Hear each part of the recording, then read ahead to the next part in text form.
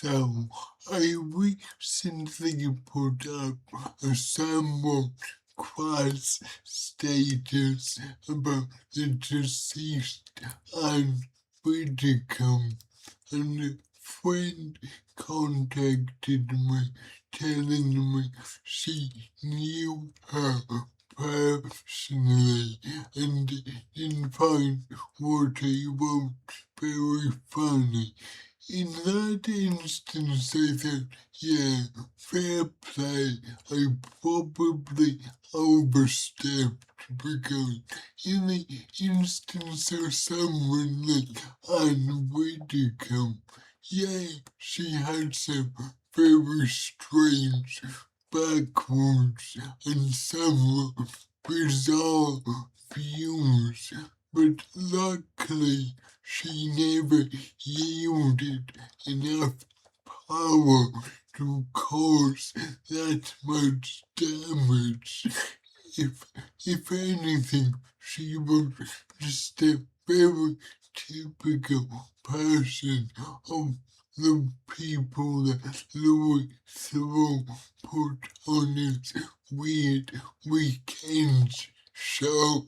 And whenever someone on weird weekends caused any serious harm. Okay, bad example because there was that one guy. But on another point, it got me thinking, how should we talk when we find out about the death of someone we fundamentally disagree with? Like, there were a lot of things I felt when I heard Charlie Kirk died, but I never said them instantly, mainly because I was pleasuring myself so furiously at the time. Okay, bad joke, sorry. But one thing I did notice with Charlie Kirk, supposed American centrist, whitewashing what he actually believed in. I mean, this was a guy with some very regressive views on homosexuality, some views on trans people were sicking many people, and said some very sinister things about the civil rights movement, the black civil rights movement, and Martin Luther King in person. Charlie Kirk wasn't a guy just slightly right of center. Charlie Kirk was mega right. And what became interesting is the people in Britain we call centrists, like James O'Brien, were basically reiterating the things he said and saying, yeah, we shouldn't rejoice on anyone dying, but this was a very backward guy with some very sinister views, which is the truth. However, the so-called centrists in America were almost whitewashing what he actually said, trying to make out he was kind of moderate on LGBT and black